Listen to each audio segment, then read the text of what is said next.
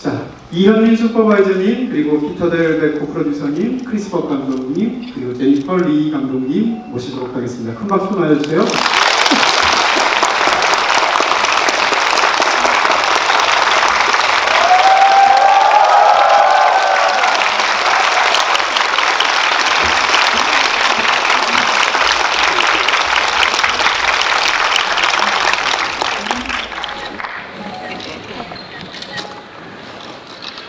네, 반갑습니다. 지금 영등포 스타디움 보안을 이 넓은 객석을 꽉 채워주신 관객분들과 함께 저희가 이렇게 공식적인 행사를 시작하게 됩니다. 자, 네 분께 먼저 간단한 인사 말씀 좀 들려주셨으면 고맙겠습니다. 이현민 슈퍼바이저님부터 말씀 부탁드리겠습니다. 네, 안녕하세요. 저는 이번 겨울왕국 2에서 안나 애니메이션 슈퍼바이저를 맡은 이현민이라고 합니다. 감사합니다.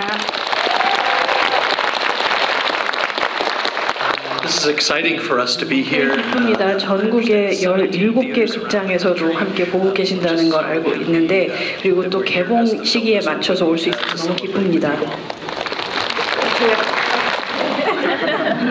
To everyone out there, we want to thank you so much. Part of why we 저희가 이번 2탄을 만들고 또 여러분과 함께 하게 된 모든 것이 다 여러분이 1탄에 보여주신 사랑과 성원 때문이라고 생각합니다. 대단히 감사합니다. And we have been working on 저희가 Frozen 2. 2편을 만드는데 5년이 걸렸거든요. 그것을 가지고 여러분들한테 선보일 수 있게 되어서, 특히 여러분들과 오늘 공유할 수 있게 되어서 너무나 기쁩니다. 네, 말씀 감사합니다. 바로 직전에도 굉장히 중요한 행사가 있었고요. 또 지금 오늘 이 행사 굉장히 중요할 텐데요. 자, 지금부터 본격적으로 이야기 나눠보도록 하겠습니다. 먼저 이현민 슈퍼바이저님께 이야기를 질문 드리면서 시작해 보도록 하겠습니다. 사실 이 영화의 이제 비주얼 개발 작업을 맡으셨고요. 그 중에서도 이제 안나 캐릭터를 비롯해서 CG 캐릭터 그 애니메이션을 집중적으로 만든 책임자로서 활동하셨는데요. 이번에도 이렇게 다시 곱게 돌아오셔서 이 팀의 일원으로서 이렇게 함께 무대에 올라오시니까 더 특별하게 느껴지실 것 같아요. 어떤 느낌이십니까? 저는 그냥 영광이고요. 저는 또 그냥 그 아티스트로서 이렇게 저희끼리 이렇게 그냥 개인 작업하고 막 이렇게 조용히 작업하다가 또 이런 곳에 오면은 진짜로 이렇게 필름 많이 사랑해 주시고 그런 응원해 주시고 그런 걸 느낄 수가 있어서요. 저는 너무너무 즐거워요. 네, 다 알아들으셨죠? 네. 네, 말씀 감사하고요. 피터 델 베코 프로듀서님께 제가 질문을 드려보도록 하겠습니다. 사실 이 겨울왕국 1편은 애니메이션 역사상 가장 큰 흥행 성적을 거둔, 그리고 또 가장 많은 사랑을 거둔 그런 작품이 되었습니다. 이런 작품의 2편, 속편을 만든다는 것은 한편으로는 굉장히 든든하겠지만 다른 한편으로는 너무나 부담스럽고 힘든 일일 것 같은데, 이번 2편을 하실 때의 프로듀서님이 이렇게 총괄하시면서 어떤 느낌이셨는지, 이 부담감이 너무 힘겹지는 않으셨는지 듣고 싶습니다. I think when the first film came out, 첫 번째 그 겨울 왕국이 나왔을 때 그 반응을 보고 너무나 행복했고, 그리고 저희 모두 겸손해지는 그런 경험을 하게 됐습니다. 그때 그 기운을 생각해서 이번 작품을 하면서 저희가 다 같이 동의한 것이, 우리가 작업하는 공간에서는 그런 거에 대해서 생각하지 말자, 부담감을 갖지 말자라고 생각을 했고, 그리고 이 캐릭터들이 과연 누구인가, 그들이 떠나는 여정은 무엇인가 라는 거에 대해서만 집중을 했습니다. 그리고 이전 작품에서도 함께 했었던 작곡가들 버비와 크리스틴 로페즈와 함께 또 이야기를 많이 나누면서 캐릭터와 스토리를 개발해 나아갔습니다. 네, 감사드리고요. 이번엔 제니퍼 리 감독님께 질문을 드리도록 하겠습니다. 사실 이 영화의 이제 1편이 거대한 성공을 거둔 다음부터 모든 그 영화 이 제작진들이 고스란히 지금 그 배우분들부터 시작해서 제작진들까지 다 함께 하셔서 이 속편을 하게 되셨습니다. 그런 상황에서 이제 1편을 만들 때처럼 서로 이제 낯을 익히거나 또 혹은 그 기술에 또 직접 들어가거나 하는 부분에 있어서 많은 시간을 절약하면서 굉장히 가족 같은 분위기에서 2편을 만드셨을 수 있을 것 같은 생각이 들기도 하는데요. 그런 부분에서 2편의 그런 편안한 그런 환경들이 이 영화에 어떤 그 연관을 미치게 되었는지에 대해서 제니퍼 리 감독님께 또 질문을 드리게 됩니다. Well, I think for us, in some ways, we 말씀하셨다시피 저희가 가족이 되었고요. 그리고 정말 상호 신뢰가 매우 두터웠습니다. 그래서 아마도 이렇게 2편 만들기가 힘든 줄 모르고 좀 순진하다고 해야 될까요? 2편 그냥 만들자 이렇게 또 합심해서 만든 것 같습니다. 이 겨울왕국 2가 사실은 시퀄이 만들어진 첫 번째 뮤지컬 애니메이션이거든요. 그래서 아마도 그때 당시에 저희도 새로운 세계로 모험을 떠나는 그런 여정이었습니다. 이렇게 저희가 진화라는 어떻게 보면 굉장히 다루기 힘든 주제를 다루면서 이렇게 어려울 줄이야 그 누가 알겠습니까? 그래도 저희는 정말 이 캐릭터들의 성장과 또 그들의 내면에 집중해서 그것들을 여러분들께 선보이고 싶었습니다. 정말 야심찬 프로젝트였고요. 그래도 저희가 쌓은 이 가족과 같은 우리 저희 팀의 신뢰 덕분에 또 우리 캐릭터들에 대한 저희가 이해도가 매우 높았기 때문에 잘한 것 같고요. 2편 만들기가 더 쉽지 않느냐라고 물어보신다면 절대 아니라고 말씀드리고 싶습니다. 하지만 그만큼 보람도 정말 큽니다. 네, 말씀 감사드리고요. 이번에는 크리스퍼 감독님께 질문을 드리도록 하겠습니다. 사실 겨울왕국 2를 사전에 아무런 그 정보가 없이 영화를 보면서 이제 놀랐던 것은 이 영화의 계절적인 선택에 놀랐습니다. 겨울왕국에 이제 압도적으로 겨울 풍경들이 펼쳐지려는 거 우리가 이미 알고 있는데요. 근데 2편에서 주로 계절적으로 다뤄진 것이 주로 가을이었다는 측면에서 굉장히 흥미롭게 느껴집니다. 가을은 사실은 뭐 성숙과 결실의 계절이라는 측면에서 이 영화 속의 이야기의 주제적인 측면하고도 딱 맞는 그런 계절적인 선택이 아니었나 싶은데요. 근데 크리스퍼 감독님께서는 장편 애니메이션 처음 연출 데뷔작이 타잔이었습니다. 그러니까 말하자면 여름 풍경에 대해서는 이미 굉장히 익숙하신 분일 테고요. 그 전편에서는 또 겨울 풍경에 대해서 완전히 통달하셨을 텐데 이번에 또 가을 풍경을 이렇게 멋지게 만들어내셨습니다. 자, 이제 봄이 딱 하나 남은 건데요. 자, 일단 제 질문은 이번 그 영화에서 가을 풍경을 이렇게 멋지게 하셨으면서 이 계절적으로 영화에서 만들어내는 것을 어떤 부분에 가장 집중해서 가을을 살리겠다라고 생각하셨습니까? Well, we did a research trip to Norway, Finland. 네, 저희가 노르웨이, 핀란드 그리고 아이슬란드로 리서치차 답사를 간 적이 있었습니다. 2016년이었는데요. 그때 9월에 노르웨이 숲을 트레킹을 하면서 정말 마법의 숲 그대로를 느끼고 왔습니다. 특히 이 가을의 그 컬러가 너무너무 아름다운 거죠. 그리고 생각했던 것보다 나무에 있는 그 컬러뿐만이 아니라 땅의 그 컬러가 정말 아름다워서 그걸 그대로 스크린으로 옮겼습니다.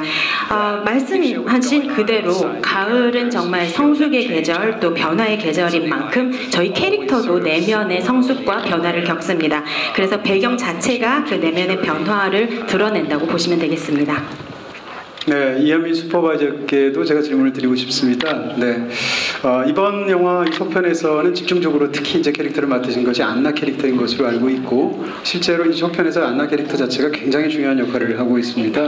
그리고 이제 많은 사람들이 이제 엘사와 안나의 관계를 이제 많은 부분에서 생각을 할 텐데요. 이 안나라는 인물을 그려내시면서 이 인물의 어떤 시각적인 부분에서 역점을 두신 부분, 혹은 이 인물의 성격을 드러내기 위해서 역점을 두신 그런 이현민 슈퍼바이저님의 의견을 듣고 싶습니다. 네, 또 안나 하면은 일단은 굉장히 밝고 적극적이고 그런 면이 굉장히 두드러지잖아요. 그래서 보통 이제 엘사에 비해서 안나를 연기를 할 때는 저희는 굉장히 솔직하게 즉각적인 반응을 하는 모습을 굉장히 많이 보여드리려고 하거든요. 그래서 뭔가 얘기를 들었을 때 예를 들어서 뭐 엘사는 들으면은 이게 잠시 좀 생각해보고 그러고서는 심사숙고를 한 다음에 이제 반응을 하거나 대답을 한다 그러면은 안나는 뭐 들으면 뭐라고 막 이렇게 바로 반응을 하잖아요. 근데 그런 면에 또 그렇게 솔직하고 즉각적이고 그런 거에 비해서 또 1편에는 안나는 어떻게 보면은 잃을 것이 없는 혼자서 이렇게 지내는 그런 캐릭터였기 때문에 언니가 그런 식으로 이렇게 뛰쳐나갔을 때 아무 걱정 없이 그냥 직진할 수 있었는데 이제 2편에서는 어떻게 보면은 자기가 가지고 싶은 모든 가족과 사랑과 그런 것들을 모두 가지게 된 상태에서 오히려 잃을 것이 많아진 캐릭터가 돼버렸거든요. 그래서 그런 상황에서 항상 안나는 뭐든지 이렇게 남을 위해서 자기가 더 밝게 더 즐겁게 힘을 내는 캐릭터인데 그런 가족들과 모든 사람들이 이제 곁에서 없어졌을 때 어떻게 또 그 자기 내면에서 힘을 이끌어낼 수 있는지 그런 면들을 굉장히 중점적으로 되게 보여드리려고 성장한 모습으로 보여드리려고 노력했어요. 자, 지금 이현민 슈퍼바이저께서 말씀해 주셨던 그 내용을 받아서 크리스퍼 감독님께 다시 한번 또 질문을 드리고 싶습니다. 시각적인 부분에 관한 질문들인데요. 사실 이 겨울왕국 2 1편도 그랬었지만 이 시리즈에서 이제 우리가 2편에서 새로 여러 많은 캐릭터들을 소개받게 됩니다. 그 중에서 두드러지게 많은 관객들의 사랑을 받고 있는 게 아마도 지금 정령 캐릭터들이 아닌가 싶은데, 도마뱀 형상을 하고 있는 물의 정령이라든지 아니면 투명한 말의 형상을 하고 있는 물의 정령 같은 것들일 텐데요. 근데 이 영화에서 핵심적으로 다루고 있는 것은 목소리라든지 혹은 바람이라든지 이런 것들은 눈에 보이는 것들이 아닙니다. 그런데 그것을 시각적으로 작업해야 된다는 굉장히 어려운 과제가 있을 것 같고요. 또 하나는 영화에서 계속 캐릭터들을 제외한 나머지 풍경들은 물이라든지 불이라든지 이런 바람이라든지 이런 유동체들을 영화 속에서 집중적으로 시각적으로 그려내게 됩니다. 그런 측면에서 본다면 애니메이션을 만들고 감독하고 연출하시는 분으로서 굉장히 어려운 부분들, 어떤 시각적인 도전이 있지 않았을까 싶은데 여기에 대한 감독님의 생각을 듣고 싶습니다. Well, it was a huge challenge. A lot of the characters. 네, 정말 어려운 작업이었습니다. 저희 캐릭터를 만들 때 어떻게 작업을 하냐면 캐릭터 애니메이터가 있고요. 캐릭터에 나중에 그 효과를 넣는 또 애니메이터가 따로 있습니다. 그런데 이 말씀하신 이 새로운 캐릭터들은 다 캐릭터 애니메이터와 그 효과 애니메이터 사이의 상호작용에서 탄생을 합니다. 그래서 캐릭터 애니메이터가 뭔가 그 행동하는 그 액션들을 만들어내면 나중에 효과를 넣는 팀에서 또 피드백을 주고 왔다 갔다 하면서 그렇게 만들어졌습니다. 특히 말 같은 경우에 가장 어려웠던 것 같은데요. 말의 움직임 어렵죠. 물 어렵죠. 그런데 그 말이 어디로 가느냐? 물 속으로 갑니다. 그러면 물 속에 물이 있어요. 그래서 너무너무 어려운 작업이었습니다. 저희 애니메이터들이 정말 대단한 게 뭐냐면 아이디어가 저희 이제 연출진이 이제 컨셉을 내고 아이디어를 내고 그쪽에 숙제를 던져줘요. 이런 어려운 숙제를. 그런데 단 한 번도 싫다고 한 적이 없고 언제나 너무 좋다, 맡겨만 달라, 도전하겠다, 그렇게 진행을 해서 이런 좋은 결과를 낳은 것 같습니다. 네, 이번에는 제니퍼 리 감독님께 그 영화의 내용에 대해서 좀 여쭤보고 싶습니다. 사실 이번 그 겨울왕국 2를 보면서 이제 그 이야기가 1편에 비해서 훨씬 더 깊어지고 넓어졌다는 측면에서 깊은 인상을 개인적으로 받기도 했었는데요. 이 시리즈에서 사실은 우리가 수많은 애니메이션을 봤지만 굉장히 그 놀랍게 설정된 부분이라고 생각하는 것이 자매가 주인공인데 그 자매 중에 한 명은 특수한 능력이 있고 한 명은 그냥 평범한 사람이라는 설정이 굉장히 중요했던 것으로 지금 와서 느껴지는 부분들이 있습니다. 근데 이제 특히 이제 이번 속편에 와서 우리가 보여지는 것은 영화 속에서 그야말로 해야 할 일과 하고 싶은 일에 관한 이야기가 아닌가 싶은데, 신화적인 영웅은 해야 할 일을 하는 사람들이고 일반적인 사람들은 하고 싶어 하는 일들을 할 때 행복을 얻는 사람들이다라는 것을 생각을 하면 이 자매가 하나는 동화적인 캐릭터이고 하나는 신화적인 캐릭터로서 굉장히 상보적으로 잘 짜였다는 생각이 듭니다. 이렇게 두 인물들을 대비하면서 만들어내신 제니퍼 리 감독님의 어떤 생각 같은 그런 기본 구상에 대해서 듣고 싶습니다. Sure. We made a discovery as we were traveling in 네, 노르웨이 또 핀란드 그 북유럽을 다니면서 저희가 정말 그 대단한 그쪽의 그 민속 이야기들, 그 구전 동화 같은 것들을 들을 수가 있었습니다. 그러면서 느꼈던 것이 안나야말로 정말 고전적인 동화 캐릭터라는 거였습니다. 이런 동화 캐릭터들은 어떤 뭐 마법의 힘이나 그런 건 없죠. 하지만 뭔가 고난이 왔을 때, 그 장애물이 왔을 때 그것을 끝내는, 극복하고 해피엔딩을 맞는 캐릭터입니다. 엘사 같은 경우에는 신화적 캐릭터입니다. 그 말은 그런 초능력이 있고 마법을 부리고 그러면서도 그런 능력 때문에 이 세상에 그런 짐을 지고 가는 히로이죠. 우리가 못하는 것을 해야 하죠. 그리고 보통 이런 신화적 캐릭터들은 비극적인 결말을 맞습니다. 이 겨울왕국 1편을 보면 보면 엘사와 안나, 그러니까 이 신화적 캐릭터와 동화적 캐릭터가 함께 여정을 떠나는 것이죠. 하지만 안나 없이는 아무리 신화적인 캐릭터라고 하더라도 엘사는 끝내는 비극을 맞고 또 우리가 원하지 않는 그런 결말을 맞았을지도 모릅니다. 이 2편에서는 저희는 신화적인 캐릭터를 더욱 극대화시키고 그 신화적인 면을 더 극대화시키고 동화적인 캐릭터는 좀 더 그 한계의 푸시를 하고 싶었어요. 더욱더 몰아붙여보는 거죠. 그랬을 때 안나가 정말로 그 내면에 있는 강인함을 드러내고 끝내는 그 좌절스러운 상황에서 본인의 힘으로 그것을 헤쳐나오죠. 그래서 그 자신도 신화적인 인물로 거듭납니다. 네, 제니퍼 리 감독님께 한 가지만 더 여쭤보겠습니다. 사실 이 편의 이야기가 저한테는 굉장히 특별하게 보인 어떤 두 가지 설정이 있었는데, 하나는 뭔가 하면 영화 속에서 사실은 크리스토프 저렇게 사랑스러운 남자가 이렇게 계속 그 애정을 고백하려고 하는데 계속 거절 타이밍을 못 잡죠. 그 이유는 지금 눈앞에서 언니의 안위가 더 중요하기 때문입니다.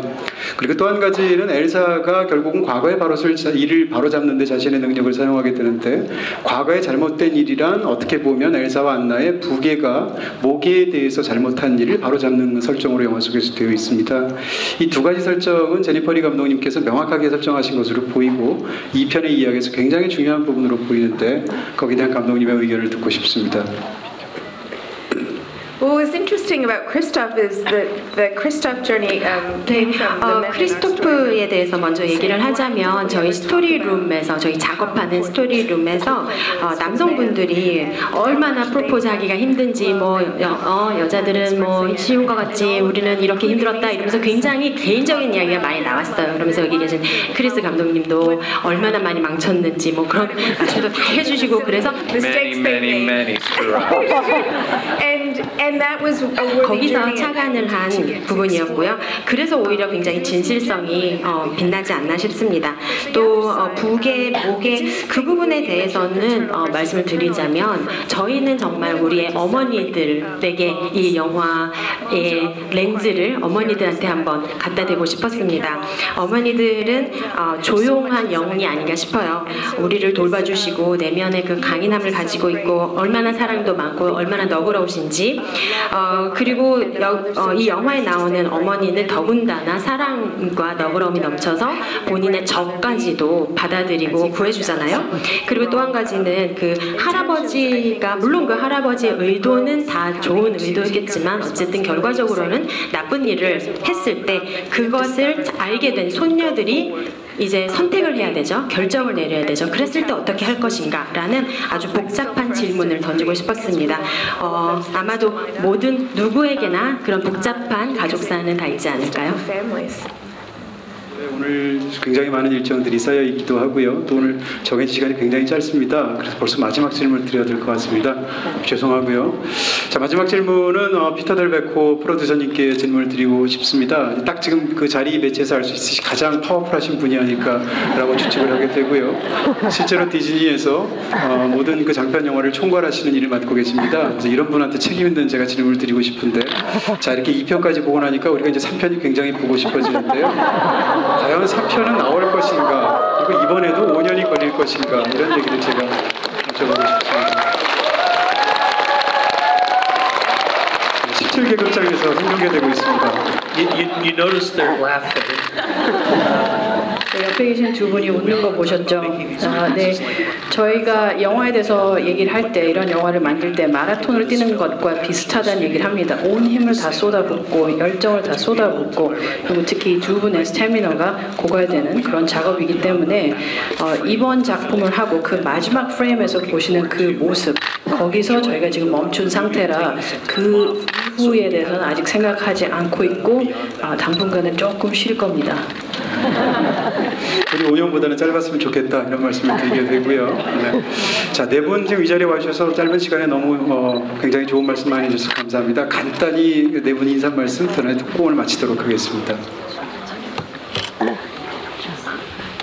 무엇보다도 다 안나와 엘사의 얘기를 너무 이렇게 사랑해주시고 응원해주셔서 너무너무 감사드리고요. 또 그 가족들과 함께 이렇게 보시면서 또 가족에도 확인하는 기회가 되셨으면 좋겠고요. 그냥 여러모로 그냥 감사하다는 말씀 여러 번 드리고 싶습니다.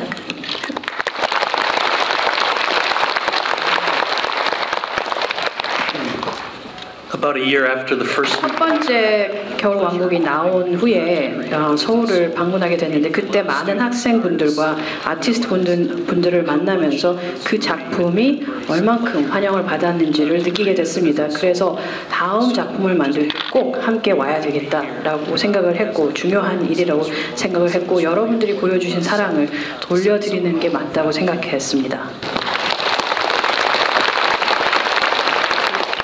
And to emphasize 님께서 말씀하신 부분에 좀 더 강조를 드리고 싶은 게 프로듀서님께서 서울에 왔다가 다시 이제 미국으로 돌아오셨어요. 그때가 저희 둘이서 이 편을 만들까 말까 약간 망설이던 그런 시기였는데 프로듀서님께서 오셔서 여러분의 반응이 어땠는지 얼마나 이 편을 바라시는지를 말을 듣고 나서 그래 해보자. 우리도 이 질문이 있으니까 한번 해봅시다. 라고 결정을 내릴 수 있었거든요. 그만큼 여러분의 그 사랑과 성원 덕분에 이 편이 만들어졌다고 생각하고 여러분들이 저희만큼이나 캐릭터를 너무나 잘 알고 사랑해 주셔서 다 그렇다고 생각을 합니다. 그래서 일단 공감해 주셔서 대단히 감사하다는 말씀 다시 드리고 싶습니다.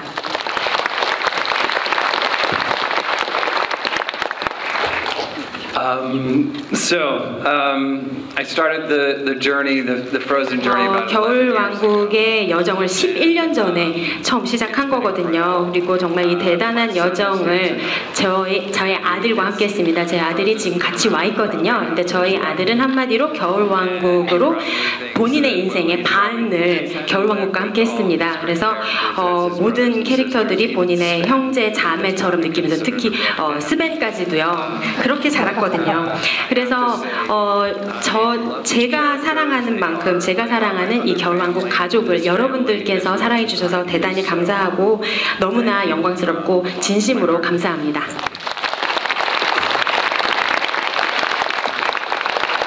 네, 네 분 말씀 정말 감사합니다. 경청해 주셔서 감사하고요. 네 분 인사드리도록 하겠습니다. 감사합니다.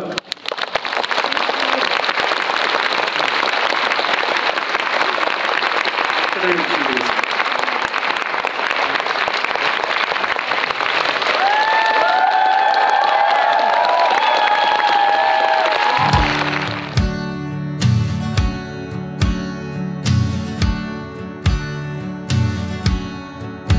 It was the first day of December.